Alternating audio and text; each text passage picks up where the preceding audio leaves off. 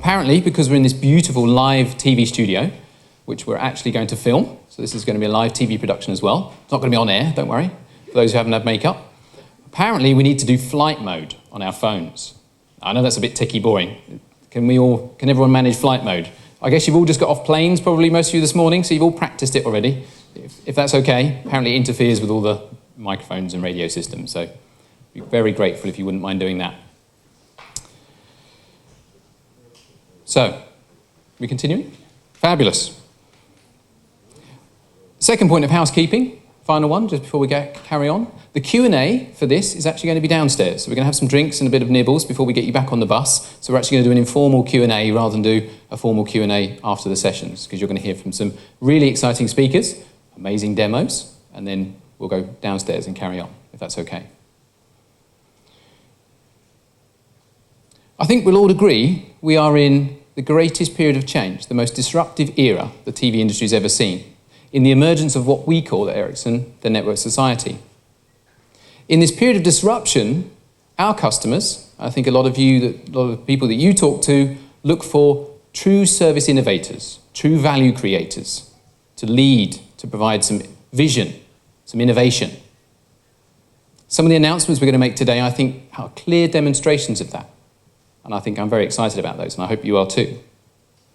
At IBC 2014, we're going to show our clear commitment to the TV industry across all aspects of the entire media value chain, enabling content owners, broadcasters, TV service providers, and of course the consumers to excel in this future of TV. In fact, to enable our customers to define what that is, the future of TV. Now, of course, we're guided as well by our Media Vision 2020. That's given us a lot of insights to where we predict the industry is going to go, but also our Consumer Lab studies that we do each year to where the consumer's going. We just published that last week, I think it was, on the 4th of September, the latest Consumer Lab TV study. Again, very interesting results. Ericsson's mission in TV, of course, is to enable all of those people to succeed. And I think we're going to continue to show how we're going to do that. Our investments in TV, I think, are pretty clear. Let's look at, even just last year, the announcement that we acquired and closed the acquisition of Mediaroom from Microsoft. Azuki Systems, we acquired part of the Technicolor Group. And of course, we also acquired Red Bee Media. And I'm really excited that IBC 2014, all of those entities, we're all together as one Ericsson family at IBC 2014. It's a bigger booth because it's a real packed-on booth. So I hope you're going to be excited to see it. I'm going to show it to you later. To tell us a little more about that key investments that we've been making, especially in driving our services business, our broadcast services business, and of course, what we've been doing and will be doing with the Red Bee Media acquisition, I'd like to introduce our next speaker, a senior executive, the Vice President and the head of our Broadcast Services Division, Thorsten Sau. Thorsten, thank you. Thank you, Simon. And I'm very happy and excited to have you here. I hope that you enjoyed the bus ride. I think the objective was to give you a little bit more of a television experience. I think you will see enough boring conference rooms the next couple of days. So this is a studio where NOS will actually every day broadcast live sports. So this is where a couple of weeks ago the Dutch viewers could see the heroic victory of the German soccer team. Anybody from Argentina here? Anybody who bet against Germany? Sorry for that. No, but I think obviously, NOS is not only a very important customer, but I think it's also important. What we want to show you is that when there are live shows on television, it's actually Ericsson staff behind the cameras. It's Ericsson staff that is responsible for the lights. It's Ericsson staff that is responsible for the vision mixing, for the audio.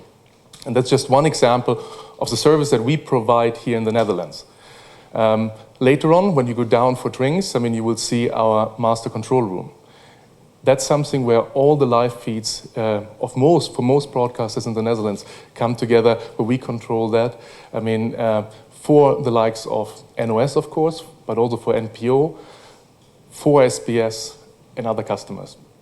It's just one example of the many services that we provide here in the Netherlands.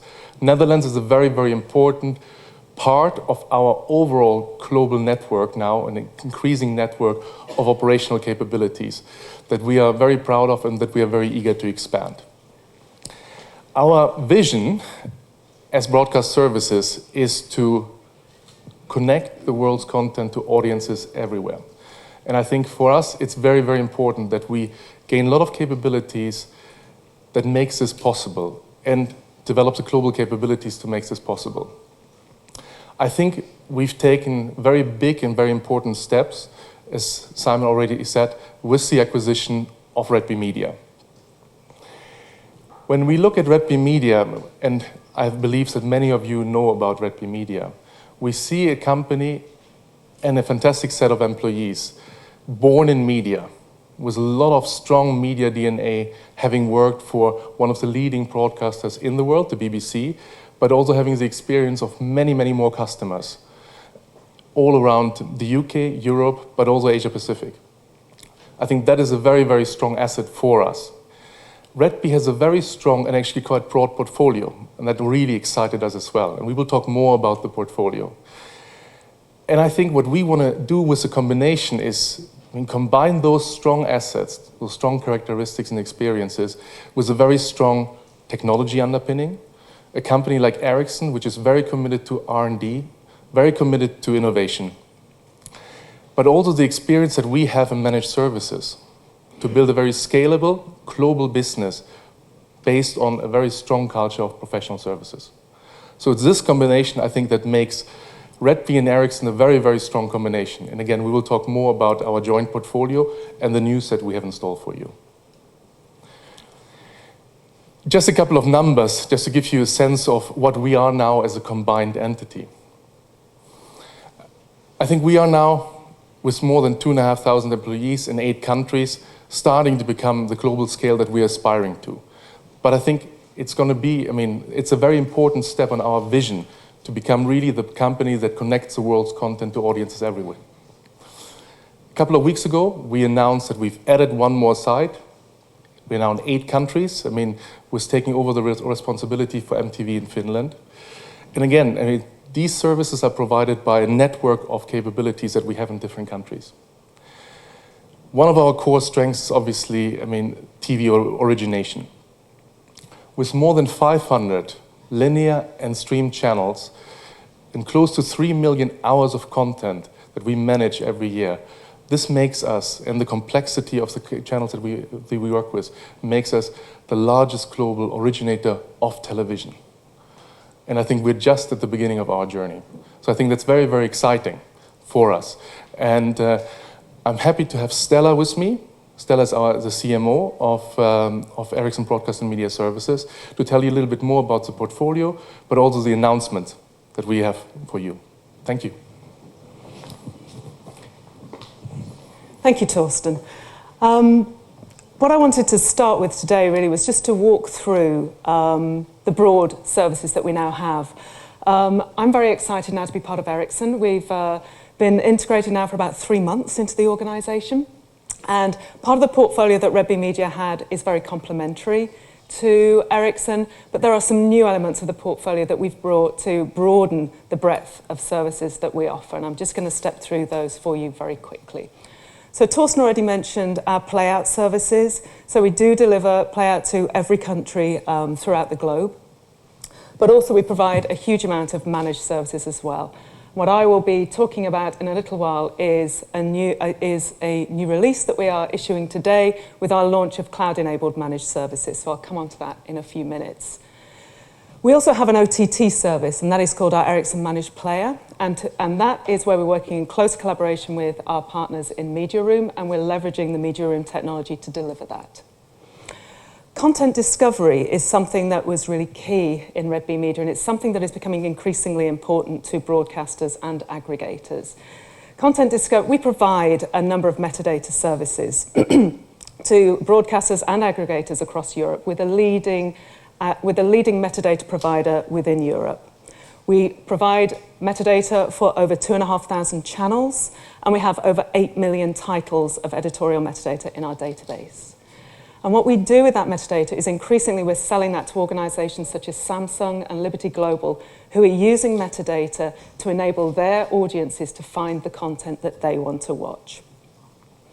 And so as part of Ericsson, we're now developing and scaling that offering, and you can see the richness of the metadata that we now have with promotion material in there, as well as image material in there, cast and crew information, and links to other content that you may be interested in. And that will be available on the IBC show floor.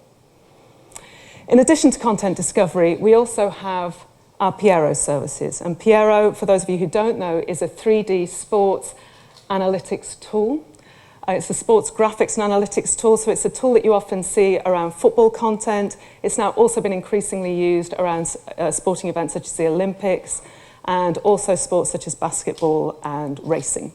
And so that is an award-winning software product that we sell throughout the world.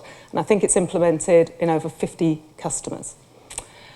Okay, and then we also have our creative services. In Redby Media, we have a number of creative employees, and what we do is we provide services where we do promotional on-air material. We also do channel branding for broadcasters throughout the world. We've got over 300 customers that we've done this for. In addition to that, we've won a series of awards for this work. And now, increasingly, as broadcasters and content owners, we're also working a lot with brands. So we're actually creating content for brands such as Hyundai, Barclays, and also Halfords, in enabling them to use content to help them to sell their portfolio of products. So we're starting to see brands wanting to behave much more like broadcasters. In addition to that, we also provide a lot of user interface and user experience design, and we use that across our OTT portfolio, and so you'll see that again across the stand. And also we do things such as second screen applications. And finally, we have access services, and we provide a range of access services for visually impaired, for deaf and hard of hearing audiences. But what I wanted to talk about today is some of the innovations that we're making in that access services portfolio on the live subtitling platform. So already today, we provide over 200,000 hours of subtitling across the globe. We are the biggest provider of subtitling in the world, and 80,000 of those hours are live. And live subtitling is a very challenging environment. And what we've been doing is we've been working very, very closely with broadcasters and working with them to integrate much deeper into scheduling systems to enable us to deliver much better quality of subtitles. We have two main aims. One is to improve the quality of the subtitles that we deliver, and the second aim is to improve the value of those subtitles as well. So the way that we're improving the quality is we're working in integrating in with newsrooms, so we get any late newsroom changes, any databases of content that we can add into that system. So as we're creating live subtitles around live sporting events, we have much more accuracy of the content that is delivered. And in addition to that, we're using the latest speech recognition technology so that we ensure that we reduce the latency, so to get the subtitles on the screen as fast as possible as well. But what's quite interesting is how we're increasing the value of subtitles. What we're seeing is subtitling information can be used much, much more as a content discovery tool. So if you think about every live major event, every big sporting event, big news events, rolling news, we capture every word that is spoken during those events. And not only do we capture every word, we also time code that word. And so we add, and to that big pool of metadata, what we then can add is we can add additional information about the program that it's related to, about the channel that it's related to. And then what it enables us to do is to have a textual search file. So if you want to know who has said what and when, on which program and when it was shown, you can actually search that information and pull up that relevant clip or piece of content that is available. In addition to that, the product itself is true enterprise level. It's available in a variety of different languages, but also it's used by all of our home workers. We've got it across Europe and as far as Australia. And we leverage that platform, delivering those services 24/7 to audiences across the globe. Okay. So the second piece that I wanted to talk to you about was the cloud-enabled media management platform. Now, media management is something that both Redby and Ericsson have been doing for a number of years. It's a very well-established and very well-proven model, and we've been doing that for linear playout as well as for VOD. But what has been increasingly happening with us is, as we've been in dialogue with customers and with the extensive research that we've also done, is that increasingly broadcasters are under huge pressure to get content onto as many different platforms as possible. And they need to be able to do that globally, and they need to be able to do that instantly. In addition to that, they need to be able to do that securely, but also they need to be able to ensure that the costs for delivering that do not escalate too high. Because obviously, once you've got a piece of content and you're trying to get it out onto multiple different platforms, you can easily scale the costs of having to deliver that.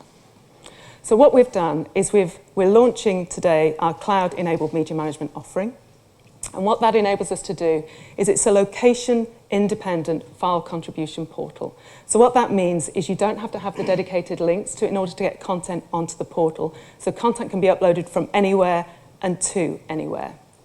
And once that content is on there, we're able to run validation services against that content. So we can check whether it's DPP compliant before it goes through any of the media processing elements. And so that means that you don't waste money by having to sort of reintroduce assets, and you don't waste that time. In addition to that, what we're also able to do is we're able to reprioritize that content. So the cloud acts as a buffer. And what that means is if you've loaded content up there, if you're on a secure link, you often can't change the prioritization of that content. But by using the cloud enables a buffer so you can move that content around and reprioritize different pieces of content to be delivered more quickly or onto different platforms. And you can slow other pieces of content down that are less important. And that is particularly important to our clients today. In addition to that, what the cloud enables us to do is it enables us to be much more scalable. So the first part that we are cloud enabling is the archive. And so by having a highly scalable solution, what we're able to do is we're able to offer a true cloud-based archive. So it's a pay-as-you-go model. And what it enables you to do is it enables you to store content in there, it enables you to retrieve content, delete content, browse content that's on that portal as well. And finally, there's a faster deployment model associated with this. So rather than having bespoke workflows, it's API enabled, enabling you to access the different elements of the media management process by accessing that through various API links. And that also offers ease of integration. So the clients that are coming to us that are saying they need to have efficiency, they need to have agility, they need to have flexibility, and they also need security. And security is a big feature of this that we have been developing to make sure that every individual asset is encrypted. And there is a license key for each of those individual assets. So if there is ever a breach, a whole library of content isn't accessed. It's only one asset that can be accessed at that time. And so what we're doing is we're building that around the facility, and we're making sure that we can offer our clients the response to the requirements that they have, which is to get their content securely, securely, speedily, and cost-effectively onto every platform that they need to. Okay. So I'm now going to hand over to Pete Thompson. Pete Thompson is the head of Media Room. And very similar to ourselves, this time last year, Media Room was a new part of the Ericsson family. So thank you, Pete. Thank you, Stella, and it's great to have the Red Bee team be part of the Ericsson family. It is strange to not be the new guy anymore, so I guess that's how it goes quickly here. And it is true. Almost exactly a year ago, we had worked very hard over a number of months to actually close the deal and move about 600 people and a whole division from Microsoft into the Ericsson family. And in some ways, I would say the complexity of moving a division within a big company to another big company is harder than just buying a full standalone company, because you have to rip apart a lot of the ways that things get done within that division because they're used to working in the bigger corporate structure. And at that point, I would say there's a couple things that happen with acquisitions. Sometimes they stall, and everybody kind of goes through a period of okay, how do we get back on track? Or you keep going and you execute. And I think because Ericsson is so focused on the TV and media space right now, and they were able to set up the integration in such a successful and smooth way, that we have really been able to, what I would say, blend the DNA of the two groups. So we actually merged the two separate TV and media teams into one. And we brought the best of what Ericsson has been doing with TV and media for years with the platform software development that Microsoft is known for. And we brought those two together, and we've been working very hard over the last year with our heads down on some announcements that I want to make today. And we're very excited to share it with you and to see where this is going. And it's always fun because what I get to talk about is what consumers do on TV. So it's always fun to, it's not necessarily all the plumbing, it's what a consumer sees and how they interact. And a lot of what we're going to show today is actually some software. Okay, so we're going to get into that. So the first thing I want to announce is the fact that we continue to invest significantly in the media room platform. And we're expanding our definition of it and the markets that we're going after with it. And I want to go through, so at IBC we have it up and running, so hopefully you guys will come by the booth and see it. I don't have enough time to actually go through the demo of this part, but I want to call out 4 features that I think are really getting back to the heritage of Media Room, where we are really driving consumer experiences for our customers and being able to innovate as to what consumers really want to do. So the first one is true restart TV. So all the hooks have been built into Media Room to be able to go back in time, okay, and see shows that you missed. How many of us have missed a live TV show? You come in a little bit late, or you find out about something a couple days later, and you're like, gee, I wish I could have seen that, and it's not in the on-demand portion yet. So with Restart TV, the back button, or scrolling left now on the program guide, not just right, actually means something. And what we've seen in testing and working with this is very exciting. And we've combined this with a whole new refreshed UI to make it very simple to actually find Restart TV shows or even series and to be able to discover that. So that's one thing that you'll start to see our customers start to deploy. The second thing is unified search. So again, how many of us every week are switching inputs on our TV between different boxes or different web services, different subscriptions we have, or even between on-demand DVR and live TV? It's all sort of islands. And so what we've done with the next release of Media Room is we've combined all that. And we put in the hooks to be able to search across libraries, across providers, and be able to bring that into one location. Whether it's live, whether it's on demand, whether it's restart, the consumer shouldn't have to figure that out. And I think we all, this is, when you do these services, it's sort of like a no-brainer. Of course, that's how it should work.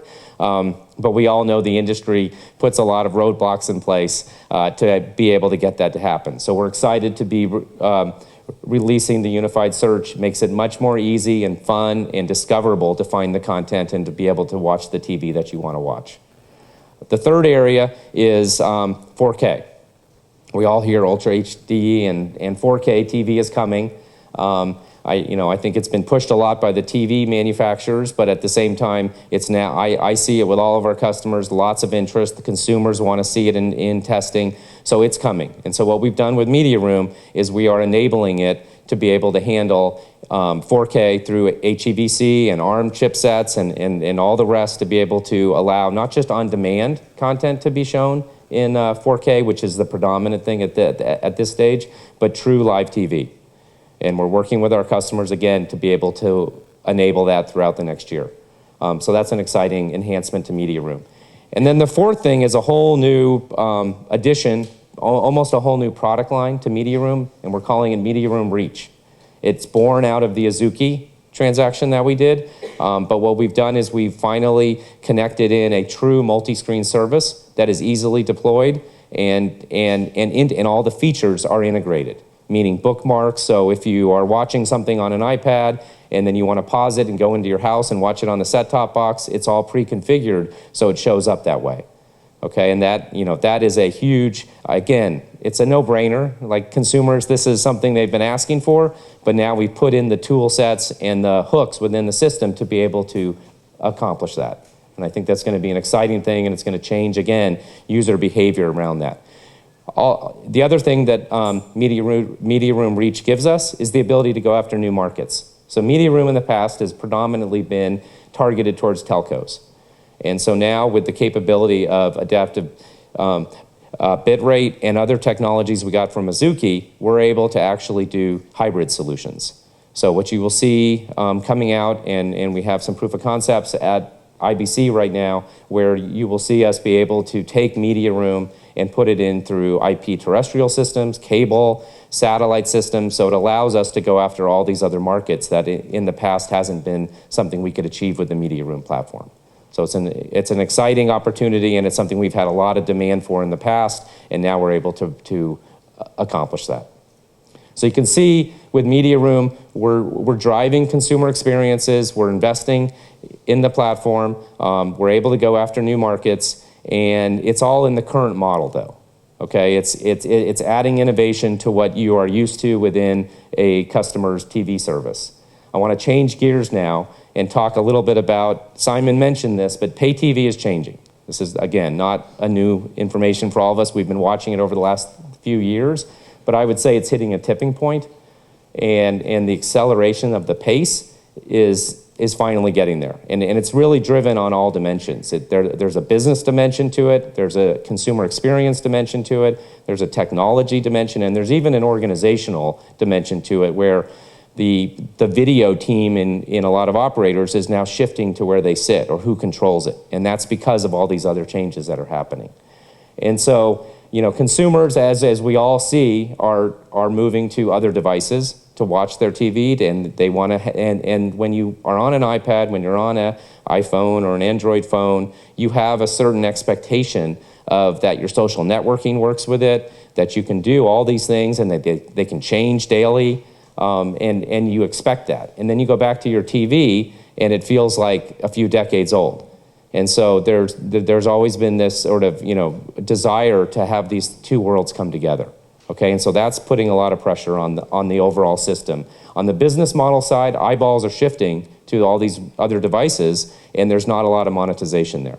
So again, lots of pressure within the ecosystem to figure out, how do we pay for all this technology? How do we pay for all this deployment that consumers are demanding? And then finally, on the technology, with more HD, with more content sources coming through unmanaged and managed networks, there's a lot more stress on the network itself.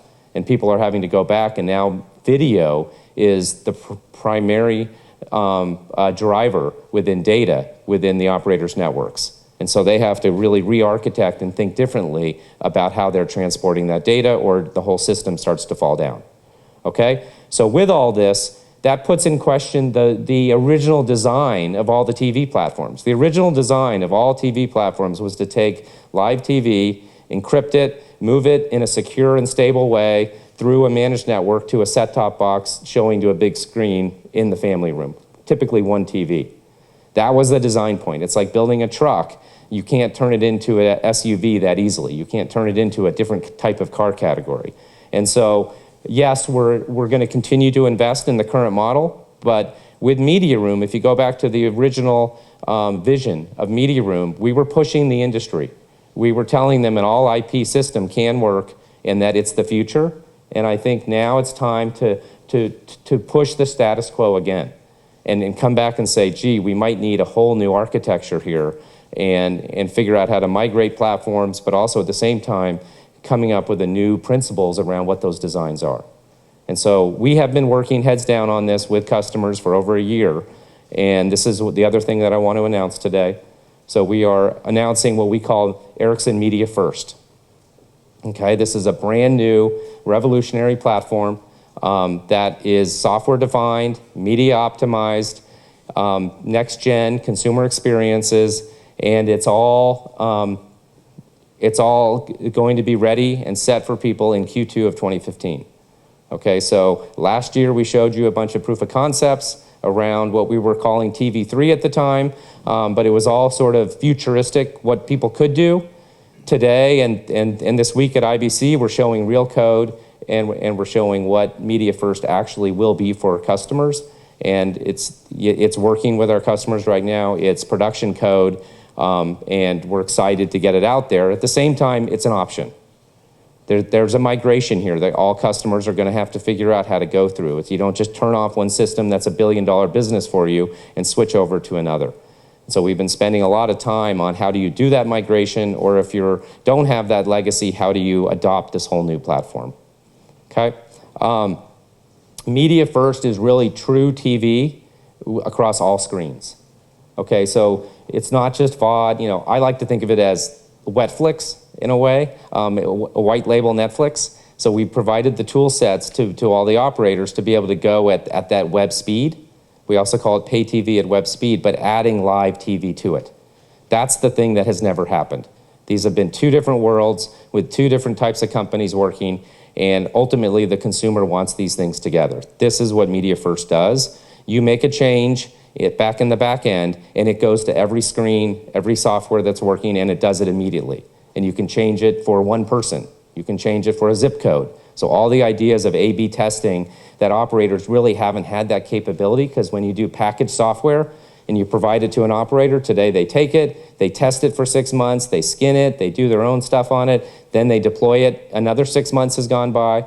So to make a change, it's typically somewhere around 9 to 12 months. Now we're talking immediately. So that's a cultural change for the whole ecosystem, but the power of what this can provide for the operators to come up with new business models, as well as for the consumers to have great experiences, we're really excited about. So again, I could keep talking, but I think the best thing to do is seeing it is believing. This is TV. So what I'd like to do is ask Ben Wong to come up, and we're going to go through a quick demo. It's very much a sneak peek. Hopefully you'll come by IBC and we have it up and running. We can go into all the features, but we'd like to do just a quick snapshot for you, and we are announcing this tomorrow. Thanks, Pete. So what I want to do right now is show you the power of a truly personalized TV experience when it's thought from the get-go to go across all screens. And so you see here, it's the iPad. What I'll do is just project the iPad to its regular iPad. It's projected to the TV. For most of the people in this world, this will eventually be their TV service. And what we're talking about today is how do you take complete TV experiences and land them on any device, including this type of device. And so you see here something that's a very big contrast from what happens in the marketplace today. Today, we're very lucky. There's a lot of content choices. There's a lot of features. But in fact, what's happening is it's getting more complex for users. And so how do you take something that's so complex, how do you take so many choices and make it very simple? And we believe with Media First, we've made it very elegant and simple. So I'm going to take this iPad, I just rotated to landscape mode. All the content that's available to the user now sits in one of 3 hubs. The U hub is the personalized hub for me. We know from a lot of the studies and the deep heritage that Ericsson has in the media space and what we've done on the media room side is most of the time that people are spending with their content is with content they take action upon. It's something they've recorded. It's something they've watched. It's their favorite channels. It's content they've purchased through video on demand. And what we do is we break apart all those silos and surface all that here in the U hub. At the same time, you have the live TV hub. And even here, we use a lot of smart analytics and algorithms that are powering this platform to surface up the favorite channels, the favorite shows that are broadcasted linearly at this point in time, and show that to you right here as a user.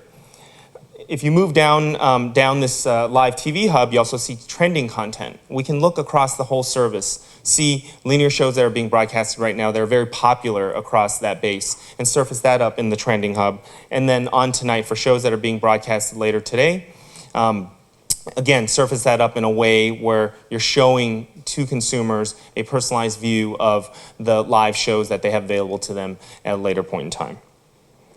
And then the All Hub. The All Hub is where all the other content is. It's the content that is being promoted in packages. It's the content that's being shown on demand and across movies and TVs, etc.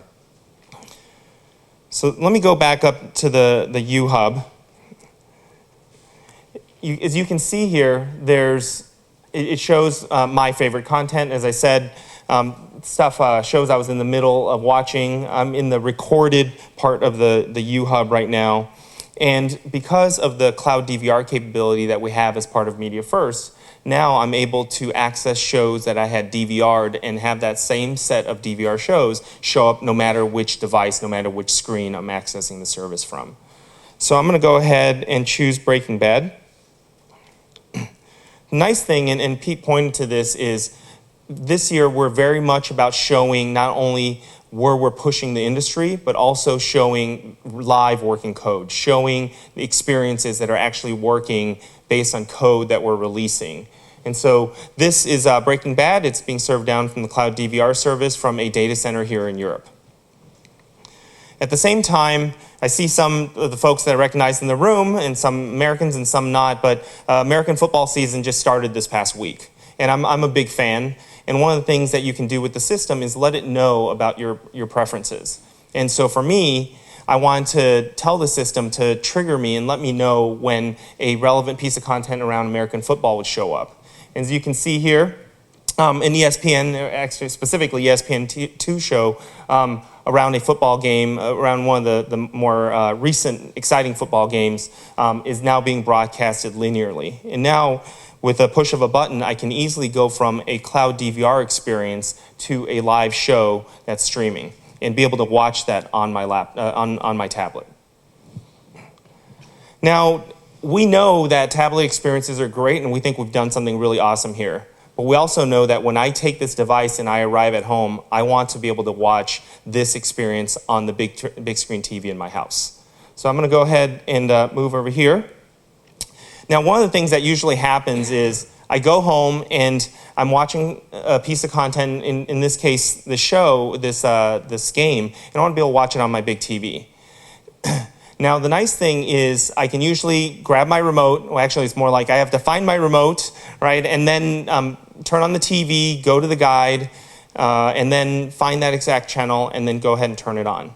With the power of Media First, what I can do now is just put my finger on the tablet. The system knows I'm in the proximity of the service, and with a swipe, I can go ahead. Oh, let me try to do that again.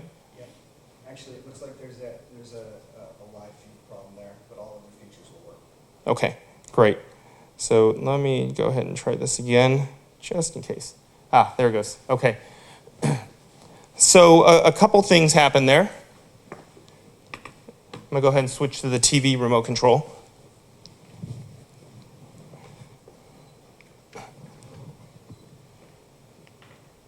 There we go. So a couple things happened there. When I got home and the system understood that I have this personal device, I'm in the proximity of the platform, and with a swipe, I was able to turn on the TV. So the TV was previously off. I was able to turn on the TV. The TV was able to understand that it was my content, it was my personal profile that I wanted to map to the TV. And now it's doing a few things. Even before I had arrived in front of the TV was already personalizing. We have these hubs that are ever learning, ever changing, right? And so for that TV, that specific TV in that specific household, the system was already learning what that TV likes to broadcast, the people in front of that particular TV in that room of the house, what they'd like to see. And then it's also understanding that day of the week, that time of the day, what people are most likely watching.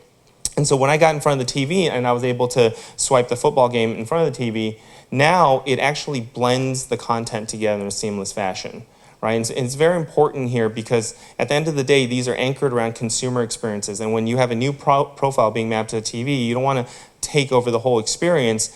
It's the blending of my personalization, my personalized profile with what usually happens on that TV. Now, I want to go ahead and take that one step further. I'm going to ask Pete to kind of step into my virtual living room. And as you can tell, Pete is running a full media room experience on that mobile phone that he has in his that he just brought out. And like I said, it's constantly sensing what's happening, and it understands that Pete just walked into the room. But it also wants to make a distinction. Is Pete just passing through, or is he actually sitting down to watch TV? And now that Pete has kind of sat down for, he's been in front of the TV for a few minutes, or a few seconds. It's adding both of us now. Yeah, there we go. Perfect. And so now what's happening is it realizes that Pete's actually been in front of the TV a few seconds. He's actually here to watch TV, and it's taken his profile and mapped it to the experience as well. And if you saw what happened with the hub, the hub that was personalized for me, now even the sequence of how the content is being laid out has been optimized because of these profiles that are being blended together. So one of the nice things here is, as compelling as this consumer experience is, most of the power of this consumer experience is actually on the back end. So let me just show you a few minutes around that. just to give you a sense of what I'm talking about.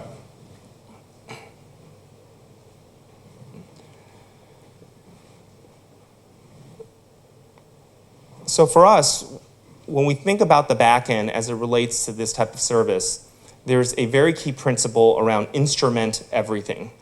You cannot affect what you cannot measure. And today, the pay TV industry has very blunt tools on how they can measure the fidelity of what's going on in their service. And so here, as an example, when we look at this operator portal, just even along the left-hand side, it's really thinking about the whole workflow from ingest all the way to how you bring content into the catalog, how do you think about promotion and monetizing that, and then how do you think about the back-end analytics. And so across that entire workflow, this is just a sample of the types of things that we're instrumenting.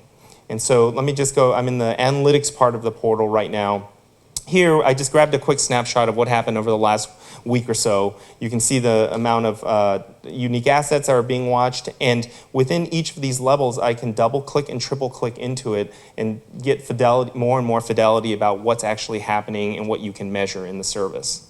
The other thing that we're showing at this conference is a way for the operators to very rapidly and with a lot of agility be able to make very drastic changes to the user experience and be able to make that in a common way where it lands across all three screens simultaneously.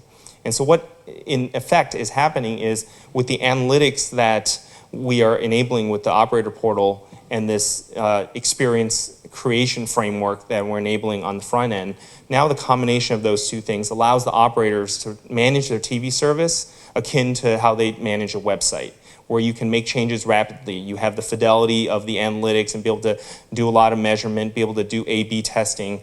And if you think about all this in aggregate, is now the operators are able to move their pay TV service at web speed because they know a lot more about what's going on with their service, they know a lot more about what's going on with their subscribers, and then they can optimize and tune that experience for the benefit of the consumer. Thanks, Pete. Great, thank you, Ben. Okay, so I want to quickly talk about the technology, although we don't have time to go into it, but it is a whole new architecture, and again, we have lots of time we can spend later on this, but there's really 5 key design principles that we have shifted to from, again, the original Media Room platform. And it's very much focused on software defined is one of them. The fact that we have to be able to have any device be an equal citizen, as we like to call it, so that the content can go out there. It has to be media optimized. So as I said, the operators have to figure out a way to cost effectively move that data throughout their network, whether it's managed or even unmanaged. They want to be able to control that and make sure they're giving a good experience. It has to be consumer first.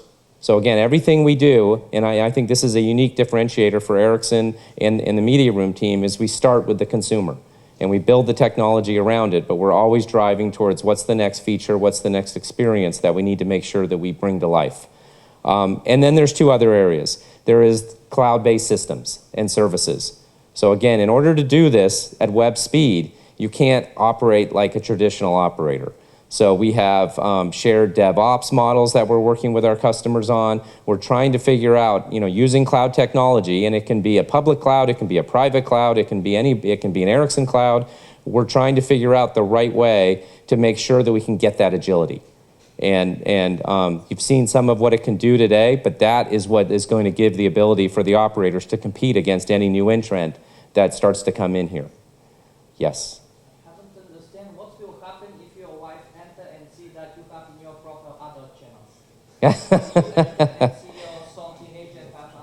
Yeah, sir. So what we're not showing today, and this is still things that we're continuing to work on, is the sort of permissions and notifications and setup of how you would set those up and how you would decide. If I came in with my phone, I would have a couple buttons that I would probably hit saying, yes, I want to be part of this, or no, just because I came into the room doesn't mean I want to have everything show up there. So there is ways that we're handling the permission. We've thought it's all spec'd out. We just aren't demonstrating it today. But we can talk more about that down when we have drinks. So, and then the last one is sort of mass TV at scale. This is true TV. It's not just a VOD system. It's incorporating live TV, and it has to be global. That's what Media Room is all about. With 80 customers and millions and millions of set-top boxes connecting, we've got to be able to do this at scale. So when you talk about cloud, we're pushing the boundaries of how you move video around within clouds because of the huge scale that we have to deal with, and because of the huge latency that we have to deal with. And so we feel excited about what we've come up with. The customers are excited about it. We're very excited to show you what happens in 2015 as customers start to roll this out. So I think, as you can see, we are innovating in sort of the current platform with Media Room and the current model, and we're going to continue to do that and go after new markets. But at the same time, we're starting to offer, sort of pushing the boundaries, a whole new platform that takes into account a lot of modern technologies, and quite honestly, where competitors that don't have legacy systems, where they're coming from. We want to make sure we're giving operators those tool sets now so they can get comfortable with them and they can continue to compete as the right aggregators within this system. So I think we're at the early days of all of this still, even though it feels like it's been going on for a while. I see the pace accelerating, and I think a lot of IP creation and innovation is just starting to happen. And we look forward to going through this journey with all of you guys and continuing to talk about it. So thank you very much. Sorry. That's okay. Now Simon's going to come up. He got so excited about his groundbreaking launch. And who wouldn't be excited about Media First and, of course, Media Room? So I'm really excited. Pretty pictures for you. It's my pleasure to give you a bit of a preview of the booth, our very, very extensive presence at IBC, guided by our vision, our Media Vision 2020. So to wrap up, to summarise, and a couple of other highlights for you, you've heard about true TV platform innovation that's going to truly enable TV anywhere. You've heard about redefining services, all of the efforts, all of the energy that's going into services. So, for me, real technology leadership in the first aspect, service leadership in the second aspect. But portfolio-wise, we've also got some other highlights. Of course, 4K is a big aspect of the show. We didn't mention that these are all 4K displays, all these demonstrations you've been seeing. Pete did talk about 4K capabilities within the Media Room platform as well.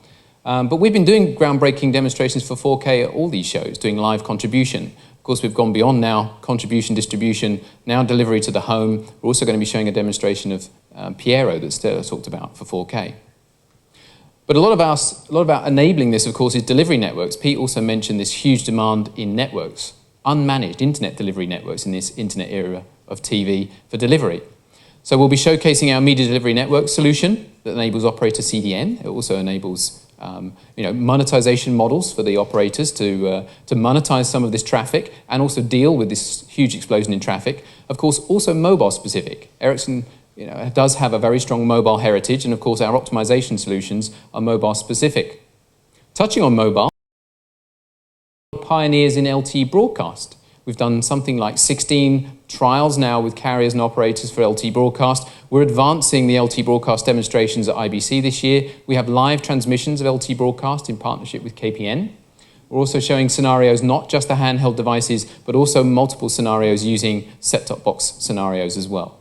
So the 4G mobile networks and the roles they will have to play in delivering content and enabling new opportunities for the entire media value chain. And I think that's where I really conclude. Because as I said at the start, I think Ericsson's mission is pretty clear. The investments, I think, are pretty clear.